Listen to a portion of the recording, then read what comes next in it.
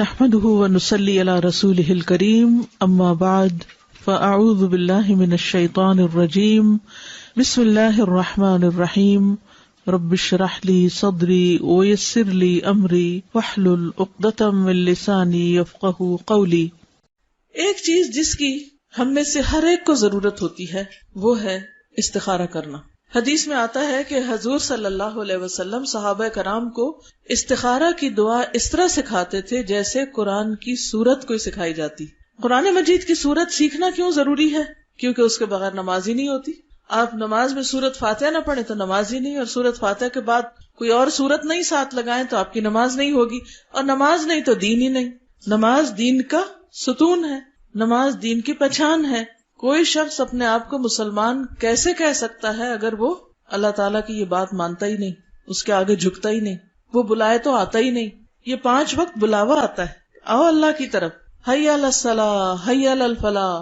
کتنی مسجدیں پکار رہی ہوتی، آؤ نماز کی طرف، آؤ کامیابی کی طرف۔ لیکن کچھ لوگ پرواہ نہیں کرتے کہ انہیں کوئی پکار رہا ہے، اور ہر دفعہ ان کی غیر حاضری لگ جاتی، اور پھر ایک دن آئے گا کہ اللہ کے ہاں وہ غیر حاضری رجسٹر پیش کیا جائے گا کہ یہ بلانے پر بھی نہیں آئے تھے۔ آپ دیکھیے کہ اگر ہمیں کوئی بلائے، 1 دفعہ بلائے، 2 دفعہ بلائے، 3 دفعہ بلائے، اور ہم جائیں نہ، اس کے ساتھ ہمارے تعلقات کیسے ہوں گے؟ پھر اگر ہم اس کو بلائیں گے تو وہ آئے گا؟ اللہ مہربان ہے، وہ پھر بھی ہماری دعا سن لیتا ہے، لیکن اگر وہ نہ سنے تو اس کا حق ہے نہ سنے بے شک۔ کیوں؟ اس لیے کہ جب اس نے ہمیں بلایا تھا کہ میری عبادت کے لیے آؤ، حالانکہ اس کو ضرورت بھی کوئی نہیں، ہمارے ہی فائدے کے لیے ہم کو بلایا تھا، تو ہم حاضر نہیں ہوئے۔ اب اگر ہم اس کو بلاتے ہیں اور وہ ہماری دعا نہ سنے تو وہ ظالم نہیں، ظلم ہم نے خود اپنی جان پر کیا کہ اللہ سے کوئی تعلق نہیں رکھا۔ تو بہرحال ہم سب کے لیے لازم ہے کہ ہم اللہ تعالیٰ کی طرف رجوع کریں، خوشی میں بھی غمی میں بھی اللہ کو پکاریں۔ بات صرف اتنی ہے کہ ہم عام طور پر صرف غم کی حالت میں، دکھ کی حالت میں، مشکل میں، فکر مندی کے وقت اللہ کو پکارتے ہیں، لیکن جب اچھے حالات ہوتے ہیں تو اللہ کو بھول جاتے ہیں۔ جو 4 نمازیں پڑھتے ہیں تو وہ بھی چھوڑ بیٹھتے ہیں۔ کوئی شادی ہو، کوئی فنکشن ہو، پارٹی ہو، پکنک ہو، کتنے لوگ نماز پڑھتے ہیں؟ خوشی کے موقعوں پر عموماً لوگ ایسی مستی میں آتے ہیں کہ نماز چھوڑ دیتے ہیں، حالانکہ وہ تو نہ خوشی میں معاف ہے نہ غمی میں معاف ہے، تکلیف میں پھر اللہ کی طرف کچھ نہ کچھ رجوع کر ہی لیتے ہیں۔ تو بہرحال بات ہو رہی تھی استخارے کی۔ بہت سے لوگ استخارے کے معاملے میں غلط فہمی کا شکار ہیں۔ ان کو یہ نہیں پتا کہ استخارہ ہے کیا چیز، صرف سنی سنائی پر عمل کر رہے ہوتے ہیں۔ تو استخارہ کا لفظی مطلب ہوتا ہے خیر مانگنا، اللہ سے خیر کی دعا کرنا کہ یا اللہ جو کام ہم کرنے جا رہے ہیں اس میں خیر ہو، بھلائی ہو، اس کا انجام اچھا ہو۔ تو کوئی بھی جو اہم کام زندگی میں ہوتا ہے، مثلاً کاروبار ہے، شادی ہے، سفر ہے، اور اسی طرح کے اہم فیصلے ہوتے ہیں، کوئی جائیداد کی خریداری ہے، تو اس سے پہلے 2 رکعت نفل نماز پڑھی جاتی، اور نماز پڑھنے کے بعد دعائے استخارہ پڑھی جاتی۔ جیسے دعا مانگتے ہیں ہم، تو یہ دعا استخارے کی خود نبی صلی اللہ علیہ وسلم نے سکھائی۔ کیسے؟ جیسے قرآن کی سورت سکھاتے تھے۔ اتنی اہم چیز ہے، اتنی اہم دعا ہے۔ ہر انسان کی زندگی میں ایسے بہت سے معاملات پیش آتے ہیں جن میں فیصلہ کرنا بڑا مشکل کام ہوتا ہے۔ رشتہ دیں یا نہ دیں، یہ بزنس شروع کریں کہ نہ کریں، یہ گھر خریدیں کہ نہ، یہ بیچیں کہ نہ، دل میں ایک تردد اور ملال اور ایک خلل سا رہتا ہے۔ تو اس کا حل کیا ہے؟ اس سے چھٹکارا کیسے پائیں؟ کس پہ بھروسہ کریں؟ کس سے مشورہ کریں؟ کون ہم کو گائیڈ کرے کہ کیا کرنا چاہیے؟ تو ایسے میں اللہ ہی اصل خیر خواہ ہے، وہی اصل محبت کرنے والا ہے، اور وہی جاننے والا بھی ہے، وہی صحیح بتا سکتا ہے۔ تو اس لیے عقل مند وہی ہے جو اس وقت خیر کی دعا مانگ کر، یعنی استخارہ کر کے حتمی فیصلہ کر لے۔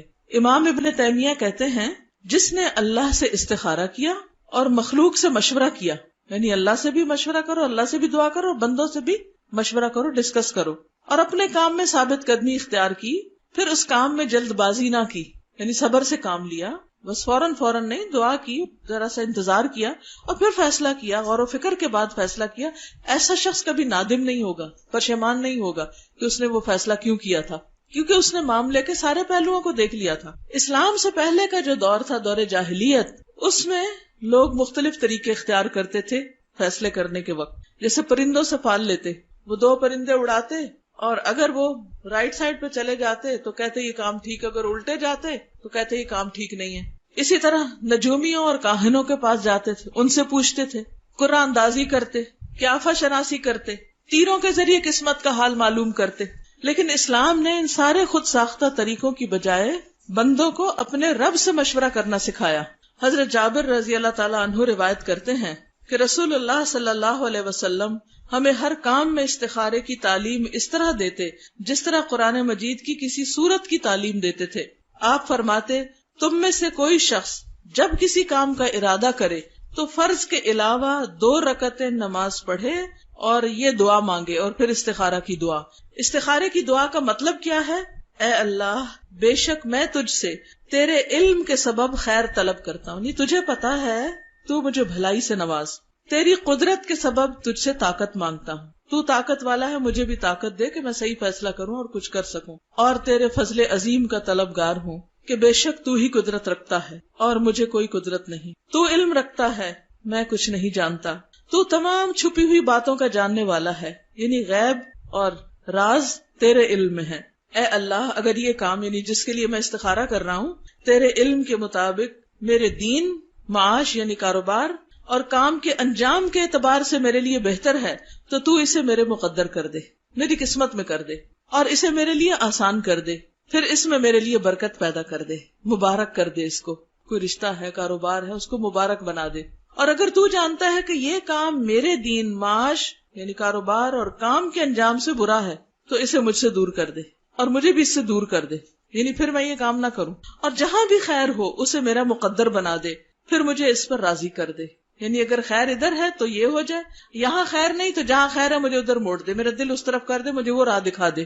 تو یہ دعا اگر قبول ہو جائے بندے کی تو یا تو جو اس کام میں وہ استخارہ کر رہا ہے وہ بہتر ہے تو وہی ہو جاتا ہے اور اس میں فائدہ ہو جاتا ہے انسان کو، یا پھر یہ ہے کہ انسان کا دل اس سے اٹھ جاتا ہے یا کوئی سبب بن جاتا ہے اور وہ کام نہیں ہوتا۔ تو اس دعا میں پہلے اللہ تعالیٰ کے علم کا ذکر ہے کہ تو بڑا علم والا ہے، قدرت کا اقرار ہے کہ تیری طاقت اور قدرت بہت بڑی، پھر اپنی کم علمی اور عاجزی کا اظہار ہے کہ اللہ مجھے تو کچھ پتا ہی نہیں، تو جانتا میں نہیں جانتا، قدرت تیری ہے میری نہیں ہے۔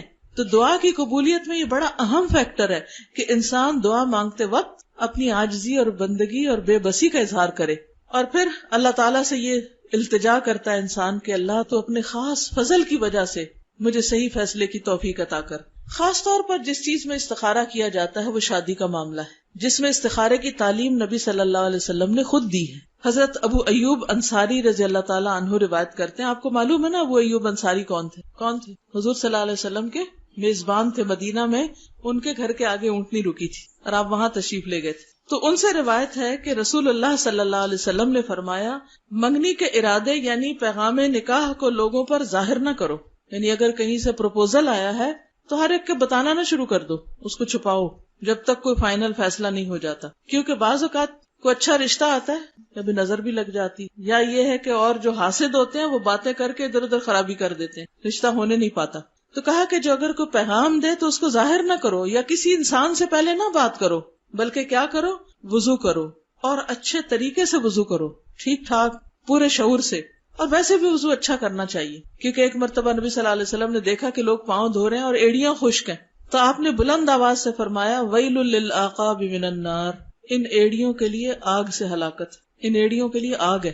یہ کیسا وضو ہے کہ جس میں بس ایسے ہی پاؤں آگے کیا، دھویا اور پیچھے سے ایڑیاں خشک، نہ ملا نہ دھویا نہ دیکھا نہ گیلا کیا۔ تو ہر نماز میں اچھی طرح وضو کرنا چاہیے، لیکن استخارے میں اور ذرا دھیان سے، توجہ سے، تاکہ دعا میں دل لگے۔ اور نماز پڑھو جو اللہ نے تمہارے لیے لکھی ہے، یعنی 2 رکعت پڑھو یا 4 پڑھو، جتنی پڑھنی ہے پڑھ لو، کوئی 2 ہی کی شرط نہیں ہے۔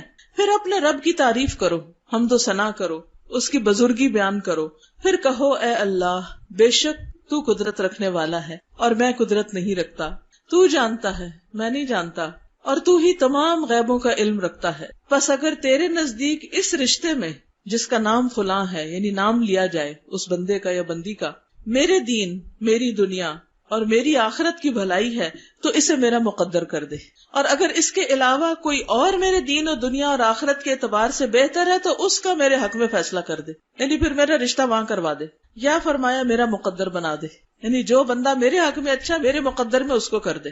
کتنی اچھی دعا ہے، ہر دفعہ نفل پڑھے انسان، اور ہر دفعہ ایسی دعا جو رشتہ آیا اگر وہ نہ بھی ہو تو انسان کو ملال نہیں ہوتا کہ اللہ نے کوئی اور بہتر مقدر میں رکھا ہوگا، کیونکہ ہم اچھے کی دعا مانگ رہے ہیں، اور ہر چیز کا ایک وقت ہوتا ہے، اپنے وقت پر آ کر وہ چیز ہو جاتی ہے، ہم جلدی مچاتے ہیں کہ جلدی ہو جائے۔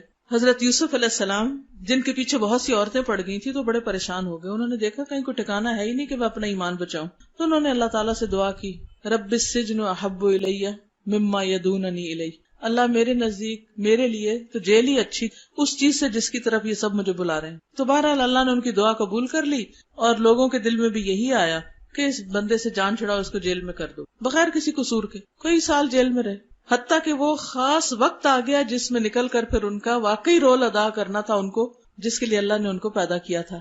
اب آپ دیکھیے کہ اگر وہ 6 مہینے بعد باہر آ جاتے یا سال بعد باہر آتے، کیا کرتے؟ پھر انہی لوگوں میں پھر پھنس جاتے. تو کئی سال وہ رہے. وَلَبِثَ فِي السِّجْنِ بِضْعَ سِنِينَ، 9 اور اس سے کم کے لیے بدع کا لفظ آتا ہے. کئی سال تک وہ جیل میں رہے، اور وہاں رہ کر ان کو غور و فکر کا موقع ملا ہوگا، عبادت کا، ذکر کا، اپنی پہچان کرنے کا، کچھ اور اللہ تعالیٰ سکھانا چاہتا ہوگا. بہرحال اپنے ایک خاص وقت پر اللہ تعالیٰ نے ان کو جیل سے باہر نکالا، اور اس کے بھی ایک زبردست انتظام کیا، خود سبب پیدا کیا، خود دروازے کھلوا دیے جیل کے. تو اس سے یہ پتہ چلتا ہے کہ اگر کسی کام میں دیر ہو رہی ہے، مثلا لڑکی کی شادی میں دیر ہو رہی ہے یا لڑکے کی شادی میں دیر ہو رہی، تو اس کے پیچھے کوئی اللہ کی حکمت ہوگی، کوئی وجہ ہوگی. کیا پتا آپ جلدی کریں اور دوسرے دن بچی گھر آئی بیٹھی یا کوئی اور ایسی پریشانی لگ جائے. تو اس لیے جلدی نہ مچائیں. اسی طرح ایک اور روایت میں آتا ہے، حضرت انس سے روایت ہے کہ جب حضرت زینب کی عدت پوری ہوئی، زید رضی اللہ تعالیٰ عنہ کے ساتھ نکاح ہوا تھا نا، اور رسول اللہ صلی اللہ علیہ وسلم نے حضرت زید سے کہا کہ جا کر زینب کے پاس میرا ذکر کرو، کیونکہ اللہ تعالیٰ کا حکم تھا کہ اب آپ شادی کریں گے. حضرت زید فرماتے ہیں کہ میں نے جا کر کہا، اے زینب خوش ہو جاؤ، مبارک ہو، مجھے رسول اللہ صلی اللہ علیہ وسلم نے تمہارے پاس بھیجا ہے، وہ تمہارا ذکر کرتے ہیں. اس سے ایک بات یہ بھی آپ دیکھیں کہ صحابہ کا مقام کتنا بڑا تھا، ان کا اخلاق کتنا بلند تھا. یہ وہی شخص ہیں جنہوں نے طلاق دی تھی حضرت زینب کو، نبی صلی اللہ علیہ وسلم انہی کے ذریعے میسج بھیج رہے ہیں. آج تو اگر کسی کو پتا چلے تو وہ وہی ختم کروا دے اور 10 الزام لگا دے. بہرحال زینب خوش ہو جاؤ، مجھے رسول اللہ صلی اللہ علیہ وسلم نے تمہارے پاس بھیجا ہے، وہ تمہارا ذکر کر رہے ہیں، یعنی نکاح کے لیے. تو زینب بولی، میں کچھ فیصلہ نہیں کروں گی یہاں تک کہ میں اپنے رب سے مشورہ کروں. جیسے اوپر کی حدیث میں تھا نا، کسی سے ذکر نہ کرو جب تک استخارہ نہ کرو، کسی بندے سے بھی مشورہ نہ کرو. ہم سارے جہان میں عام کر دیتے ہیں، پھر خیال آتا ہے اچھا بات پکی کرنے سے پہلے استخارہ بھی کر لیتے ہیں، یا کئی لوگ تو پکی کرنے کے بعد استخارہ کر رہے ہوتے ہیں. تو اب یہ زبان ہے، یہ کیا ہے؟ ایک دفعہ ہاں پھر نہ، پھر ہاں، کھیل بنا لیا ہم نے شادی کو بھی. تو بہرحال یہ کہہ کر وہ نماز کے لیے کھڑی ہو گئی، فوراً استخارے میں کھڑی ہو گئی. حالانکہ پیغام کس کا آیا تھا؟ اللہ کے رسول صلی اللہ علیہ وسلم کا. کیا اس میں بھی کوئی خرابی ہو سکتی تھی؟ بعض اوقات ہم کہتے ہیں لو آبویس ہے، اتنا اچھا لڑکا ہے، اب اس کا کیا استخارہ کرنا، یہ اتنی نیک لڑکی ہے، کیا استخارہ کرنا؟ نہیں، پھر بھی کرو. حضرت زینب حضور صلی اللہ علیہ وسلم کے رشتے پہ استخارہ کر رہی ہیں، اور جواب کیا آیا؟ اور قرآن نازل ہوا. پھر رسول اللہ صلی اللہ علیہ وسلم بغیر اجازت طلب کیے تشریف لے آئے، کیونکہ اللہ نے نکاح آسمان پہ کرا دیا تھا اور آپ تشریف لے آئے. یہی استخارے کا جواب ہوتا ہے کہ رشتہ طے ہو جاتا، بات پکی ہو جاتی یا ختم ہو جاتی. تو بہرحال یہ استخارے کا ایک بہت ہی اہم پہلو. تو شادی کاروبار وغیرہ میں تو عام طور پہ ہم استخارہ کرتے ہیں، لیکن زندگی کے بعض اوقات جو اور روزمرہ کے معاملات ہوتے ہیں اس میں ہم نہیں کرتے، پھر پریشان رہتے پتہ نہیں صحیح ڈیسیژن کیا کہ نہیں کیا. اس میں بھی کر لینا چاہیے. مثلا صحابہ کرام کا طریقہ یہ تھا کہ ہر اہم کام میں استخارہ کرتے تھے. جب رسول اللہ صلی اللہ علیہ وسلم کی وفات کے بعد آپ کو دفن کرنے کا مرحلہ آیا، یعنی آپ فوت ہو گئے اور آپ کو کفن وغیرہ پہنا دیا گیا، تو یہ تھا کہ آپ کی قبر کس طرح کی ہو، بغلی ہو یا شق ہو، سیدھی ہو. اب کوئی ڈیسائیڈ نہیں کر پا رہا تھا کیونکہ کوئی سمجھ نہیں آ رہی، کوئی تعلیم مل نہیں رہی تھی کہ زیادہ بہتر کیا ہے. تو انہوں نے اس پر استخارہ کیا کہ ان میں سے زیادہ بہتر کیا ہے. بعض اوقات ایسا ہوتا ہے نا، 2 چیزیں آپ کے سامنے ہوتی تو آپ کہتے ہیں یہ رشتہ بہتر ہے یا یہ بہتر ہے، یہاں جانا بہتر ہے یا یہاں جانا بہتر ہے. تو اسی طرح انہوں نے بھی اس پہ استخارہ کیا. اور کیا ہوا؟ حضرت انس بن مالک کہتے ہیں کہ میں اس وقت مدینہ